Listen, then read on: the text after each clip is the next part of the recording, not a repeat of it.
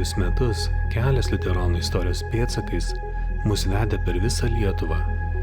Apkeliavome daugiau nei 80 istorinių bažnyčių. Pasakojame apie jas amžininkų ir mokslininkų lūpomis. Išgirdę šimtus prisiminimų ir tikėjimo liudijimų negalėjome sustoti. Norėjome papasakoti dar istorijas žmonių, kurie Antrojo pasaulinio karo metais bei sovietmečiu buvo priversti palikti savo namus. Išeiviai, nuliūdę tremtiniai, ieškojo saugaus prieglobsčio vakaruose ir negalėjo sugrįžti atgal. Kokie buvo jų likimai, kas išliko atmintyje ir širdise, kas su vaikystės kraštais ir Lietuva juos sieja šiandien. Leidžiamės į ilgą kelionę Vokietijos link, akimis palydėdami išpuoštus Lenkijos pakelės kryžius ir matuodami nesibaigiančią greitkelių pilkumą, pagaliau pasiekime Berlyną. Mieste, kuriame kunkuliavo karo įvykiai ir šaltojo karo metais iškilo Sovietų sąjunga nuo vakarų atskyrusi geležinę uždangą, o dabar laisvame ir pilname gyvybės susitinkame su išeive iš Klaipėdos krašto Irene Sad. My father is from Wilkischken. No? My grandparents had a farm. There were 6 children, and only one of the boys, he gets a farm. So all the others had to learn a profession. So my father became a policeman, and another became a teacher. He went to this teacher college in Memelland, and another became a tailor. He emigrated to Hamburg. I remember that farm, and we used to visit them, so that was always very exciting. We from Memel, we drove by train up to Pogegen, and then this small train, no? This narrow gauge thing.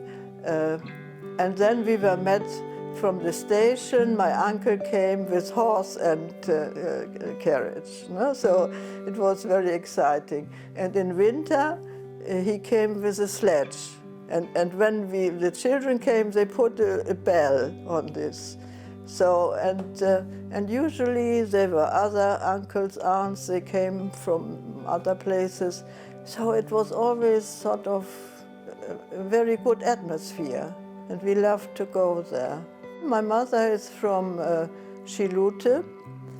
Her parents died when she was only like 13 years old. And Schilute, there was a lot of tuberculosis, I have the feeling, you know, because 2 sisters of her died when they were 20. So that was very sad, no? And her brothers then were sent to boarding school in Königsberg. And in Königsberg, they had an internat for orphan children. So my mother was left with her grandmother. And her grandmother loved to speak Lithuanian. And that is why my mother can speak quite a few, this Memelländische Lithuanian. Yes, oh, she loves her Heidekuchen. She just loves it. And so she knew, and the market, she told us how they went to market every week, around this Shishu River. The boats came, also the fisher boats came, and they were selling the fish right there. And they all learned to swim in the river Shishu. Did she tell anything about the church where her family went? Yes, I mean, that church was only built in the 1920s, I think. Yeah. But before that, there was this old Verdine church. I think she started this Konfirmandenunterricht in Verdin. but she was confirmed in that church. And she even mentioned the name of the pastor, Eike, I think. Is it Eike? Yeah, Eikert. Oh, Yeah. Oh, yeah. He was the pastor at that time, before the war. Yeah. And also she mentioned this Scheu, no? This is Hugo Scheu. Hugo Scheu. They called him the old Scheu because he had sons and so. When he became older, he had difficulties with his eyes, and my mother's sister, as a young woman, she used to know stenography, and so she went with him, and he was telling her the old stories, and she had to write it down. So people in Silute knew him. So there was this old man, they were sitting on a bench, and he was telling these old stories, and he was writing it down for him. So this is... Very interesting. Yes. And how did your mother and father meet? My father at that time was with this new border police. So, and he loved to go on horses, that's why he became a policeman.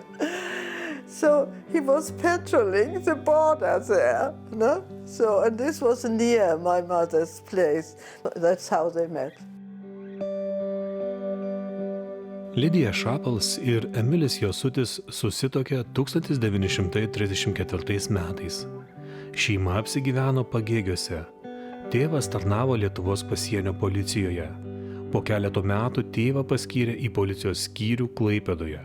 Čia 1938 metais gimė Irenė Josuttis.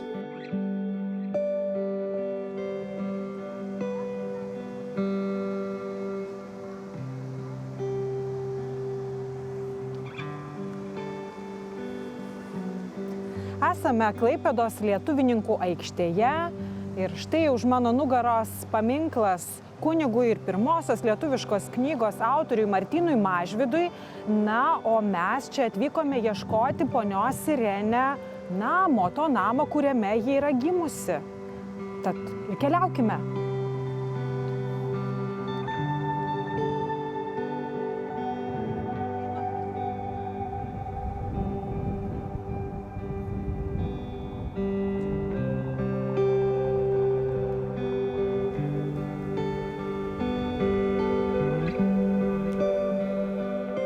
Mums pavyko surasti namą, kuriame ponia Irenė su savo šeima praleido pirmuosius savo gyvenimo metus. Jis nuo mūsų akių uždengtas jau naujai pokariu pastatytų namų, tad vaizdas šiek tiek pasikeitęs.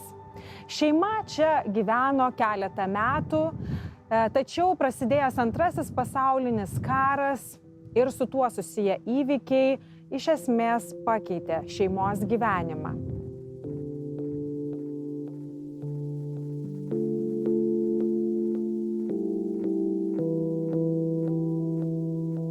The thing is, of course, we wanted to go back to Germany, not to become German again, but we didn't want Hitler. So, but this was together. So, and so it was very difficult. The army started to invade Russia, no? And just behind the army, these Nazis decided to kill the Jews. And for that, this SS commando from Tilsit came to Memelland, and the first place where they did these massacres was in Garje. No? It is well documented. And and these big Nazis, and they came to the head of police in Memelland and said, we want sort of like escort to protect them. No? They went, this commander from Tilsit came and to shoot the Jews. No? But this head of police in Memelland, he was not Memelland. I mean, they sent from the Reich, of course. No? And he was big Nazi and said, oh no, they can also take part in the shooting, not just so. And then he selected people from all parts of the police, or all departments, and my father was also among them. And when they got there, and they had to shoot, and they did, my father said, no, he didn't, no? And so now he didn't know what would happen, this was, you can't, disobey orders. He was religious, so he said he will never do it, and so he didn't. And then, so he had to talk to his superior,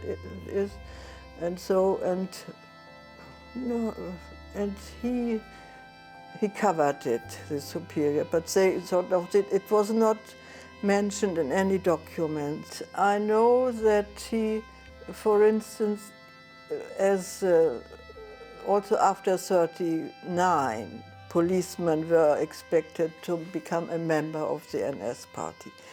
He did not. And my brother still remembers how he got phone calls, and people shouting he should become a member, and he said, I'm not becoming a member. And he went to church, which was not even allowed to go to church. And then they said they didn't want that children got baptized. So my sister then she was born just in Memelland, we moved. So we went to Kuline, also to Kuline.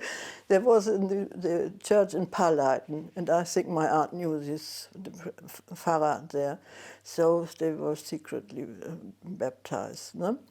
So that is one thing. So he did not become a member of the NS party, and he stayed in church. He did not leave the church, which many did.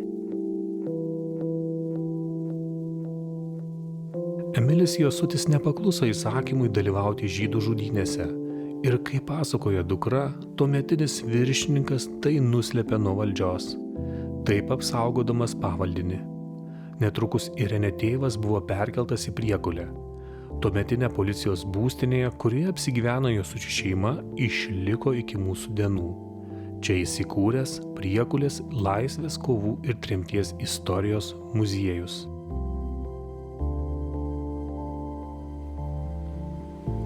Labadiena. Labadiena. Malonu ir jūs matyt muziejaus teritorijoje. O mes atvažiavome ponios Irenės Sad istorijos pėdsakais ir žinom, kad čia buvo jos tėvelių namai, ar ne? Taip, būtent čia yra žandarmerijos pastatas, tiksliau administracinis, pastatytas Lentutė yra 1909 metais pagal tipinį projektą, ir šitas pastatas buvo skirtas ne tik darbui, bet ir gyvenimui.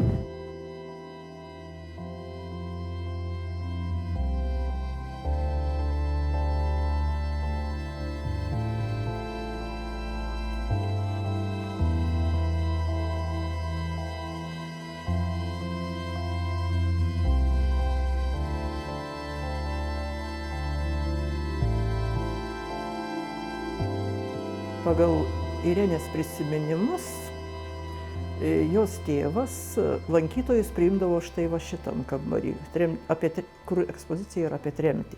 Durys, tarp kitko, buvo visai ne čia, buvo iš koridoriaus lankytojų patogumui. Atėjai iš karto, pasibeldė ir įėjai. Gyvenamosios patalpos, įvardinkim taip, čia svetainė buvo. Svetainė buvo čia tarpinė tokia patalpa gyvenamoji, o viršui, kiek žinau, lyg tai buvo miegamieji. Dabar kas čia likę originalaus yra? Tai jeigu į tą kambarį mostelėsiu, ten yra krosnis, dar iš to laikmečio. Yra likusi greičiausiai Alberto Baumgarto Priekulės koklių gamyklos gamybos.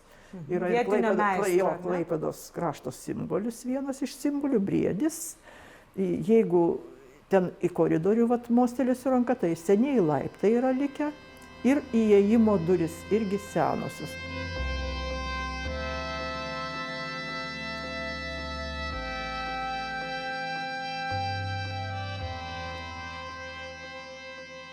oh, we had a lovely time, this big house, and very big garden, and there was this, the river, but it was all so short, no? And then this thing happened with this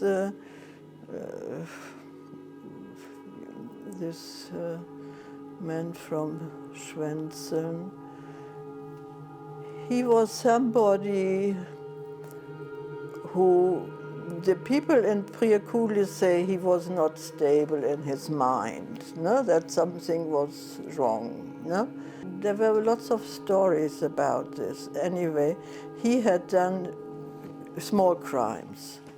And he used to steal weapons and hide them in the moor. The Schwenzeles Pelke is very near. And also there were some fires. There were some farmhouses put on fire. And he was a suspect, no? So my father and his colleague, they went to Schwenzele to interview him, no? To ask him, And, but when they came near the house, he shot immediately.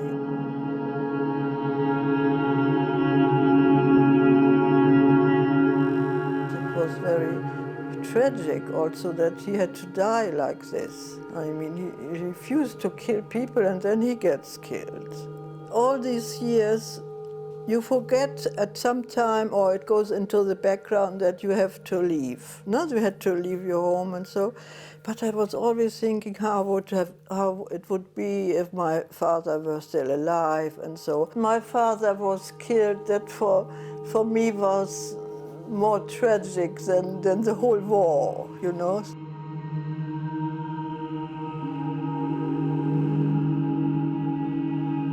The German soldiers were there and so, and they got this order. You all have to be ready within 2 hours. Everybody thought we will come back, like after the first war, no? Like after the first war, some had to leave, but after some months they came back. In Memelland, then there was this ship called Celebes. It was a sister ship of the Gustloff, no? And yeah, it was traumatic because there was bomb alarm on the ship, and also mines. So and they had, of course, they had a minesweeper, but still, you know. At some times we had to anchor, so until these were away, the bombers, and everybody, if you anchor, put out. Everybody got sick, and oh, it was very traumatic, no? So many people, and I thought we will get lost, and my brother, he was always exploring things. I thought, oh, we will lose him, and he was sort of like walking, and yeah, I was very scared, you know, I was very scared. So we survived this boat trip near Danzig, and then we were put on these goods wagons, sort of, just west to the west, no? At that time, we were not yet in touch with the Russians, because all these stories, latest tragic, traumatic stories, that was a few months later. We were just... From October, it started. Yeah, no? So somehow we escaped that, and we landed in Pomerania near Stettin. And there, because it was still, even some people thought, oh, I will go back and get some things. And I mean, imagine, no? And so we stayed there, and I even went to school there. But then we heard about the Soviets coming near, and we heard, of course, what is happening, no? And then these women from Priakuli, which must have been very strong women, they said, no, we go ourselves. We organize now one wagon, and it was put on a train. We were lucky that it didn't go to Dresden, which could have been. No? It went to near Hamburg. So this was Schleswig-Holstein. This is the near Hamburg, but completely countryside village. No? And that is actually where I grew up. Irenė Josuttis baigė šiuolaikinių kalbų studijas, tapo vertėja, ištekėjo už sudaniečio gydytojo ir kartu su juo išvyko į Afriką. Chartume, Nilo pakrantėje gimė 2 jos vaikai. Vėliau daugelį metų Irenė su šeima gyveno Londone. Tik po vyro mirties sugrįžo į Vokietiją ir gyvena Berlyne. Pirmą kartą į Lietuvą Irenė atvyko 2002 metais. Sekdama mamos pasakojimais surado savo vaikystės namą Klaipedoje, taip pat namus Priekulėje, iš kurių kartu su mama, broliu ir seserimi pasitraukė 1944 vasarą. I had no photo of this house, no? So we were sitting in the bus and then came Prekule and I thought, are there several bus stops in Prekule? So I was sitting there, and when we passed by, I remembered it. I remembered it.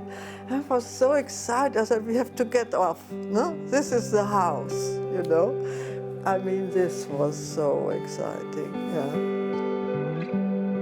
Namas tebestovi toks kaip buvęs, tačiau kryžiai Irenė vaikystės sode bylojo apie niūrią jo istoriją sovietmečiu. Žandarmerija ne visada buvo žandarmerija, jinai po karo tapo KGB būstinė. Ir ta būstinė, sakykime taip, atveždavo į šitą būstinę suimtuosius, sodindavo va toj vietoj ir gretimoj teritorijoje nukautus partizanus. Ir jeigu ten paėjėsim toliau kiek tai pamatysim ir masinę kapavietę. Eilė kryžių. Taip, eilė kryžių. Matyt, 54-ais, o gal ir anksčiau, šituos palaikus iškasė KGB darbuotojai ir išvežė į kitą kapavietę. Nes faktiškai, kai čia kasinėjo, tai galima sakyti, nieko nerado. Tik tai po pirmų riešutmedžių buvo rasta partizano kaukolė, kuri yra įkasta Didžiojo kryžiaus kairiai pusiai. Ir čia žandarmerijos laikais tai iš tikrųjų buvo sodas, didžiulis sodas, obelis, kriaušės augo, čia kur vat toj pusiai agrastai augo, kiek man pasakojo, ir slyvų eilė buvo ten už kryžiaus, bet atėjus svetimiems viskas buvo iškirsta, iškapota ir padaryta va šita lygi vieta.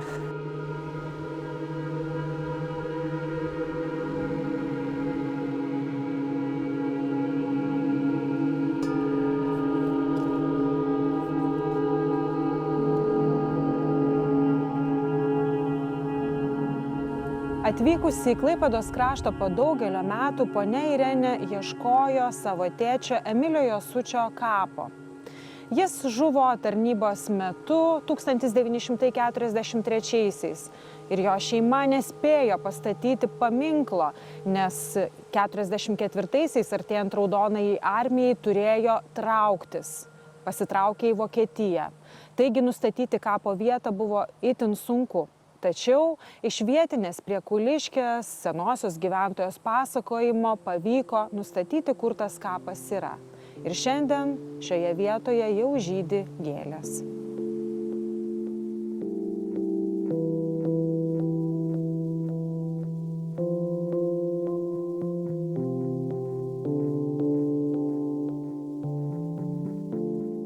After we left, I've never seen the graveyard, no? So did not know, but we had our neighbor next to the police house.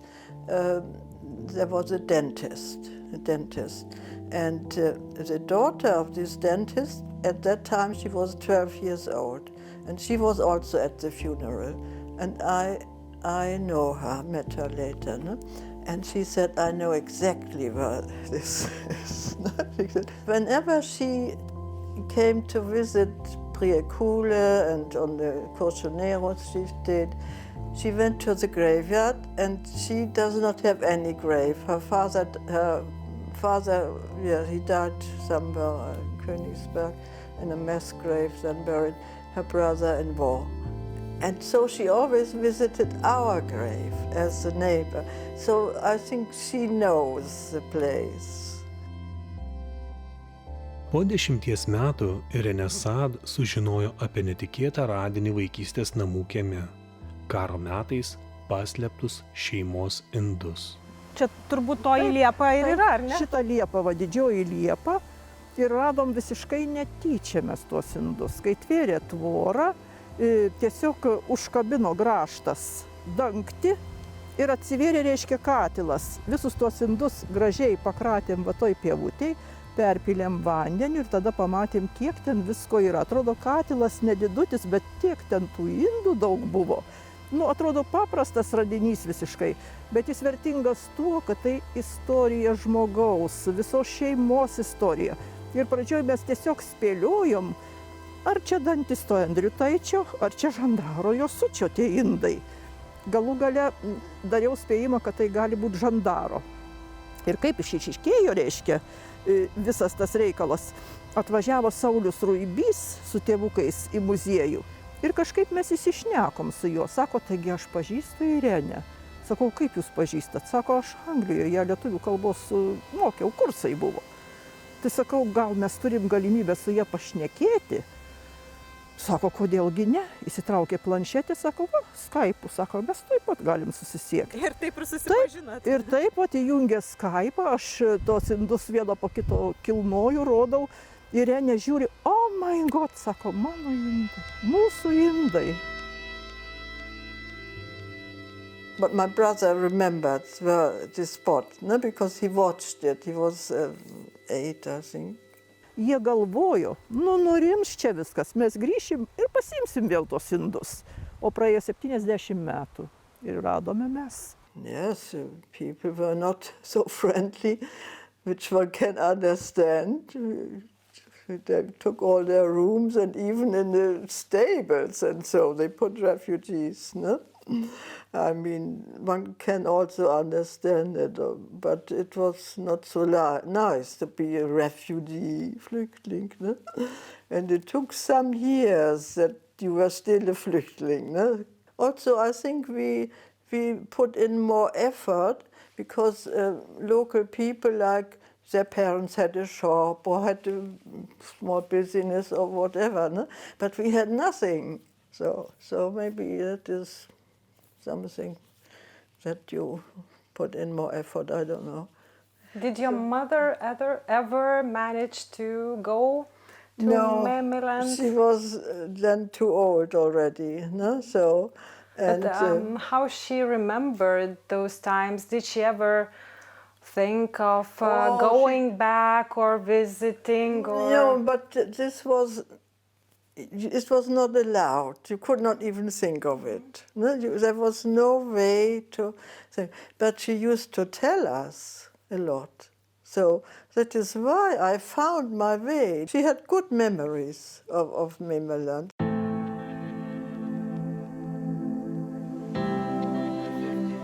Ponia Irenė nuolat lankosi Lietuvoje. Dalyvauja išeivių iš Klaipėdos krašto susitikimuose Berlyne. Jos namuose daug knygų ir meno kūrinių iš Lietuvos, o ypatingus svečius priima patiekdama vaišės lėkštėje iš senojo šeimos renginio. Tai muziejaus dovana, primenanti trumpą vaikystės laimę Priekulėje.